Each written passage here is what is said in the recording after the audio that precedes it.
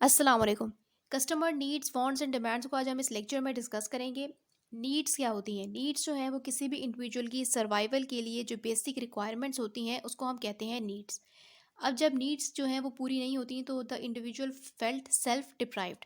अब तीन तरह की हमारे पास नीड्स आती हैं: social need, physical need and individual needs. अब फिजिकल नीड के अंदर द नीड ऑफ फूड आता है, the need of clothing and the need of safety. किसी भी इंडिविजुअल को खाने पीने, पहनने और सेफ्टी की नीड्स को हम कहते हैं फिजिकल नीड्स। सोशल नीड्स के अंदर आता है the need of belongingness, the need of affection, the need of love, जो हमें सोसाइटी से, जो हमारे फैमिली मेम्बर्स हैं, जो हमारे फ्रेंड्स हैं, उनसे मिलती है, उसको हम कहते हैं सोशल नीड्स। अब इंडिविजुअल नीड्स के अंदर आती है the need of education, the need of knowledge, the need of self expression.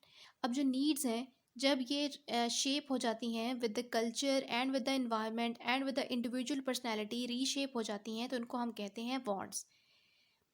ये जो अब नीड्स और वांट्स में डिफरेंस क्या होता है कि नीड्स जो हैं वो बेसिक सर्वाइवल नीड्स होती हैं। वांट्स जो है इसके बगैर भी इंडिविजुअल जो है वो सर्वाइव कर सकता है, ज़िंदा रह सकता है। लेकिन वांट्स जो है वो इंडिविजुअल के इन्वायरमेंट्स के हिसाब से, उसके कल्चर के हिसाब से, उसकी पर्सनैलिटी के हिसाब से बन जाती हैं। फॉर एग्ज़ाम्पल कि अगर कोई इंडिविजुअल है, उसको भूख लग रही है, तो वो उसकी बेसिक नीड हुई भूख लगना। लेकिन वांट्स जो में ये आता है कि जब उसे भूख लगती है तो वो कहता है कि उसके पास ऑप्शंस होती हैं।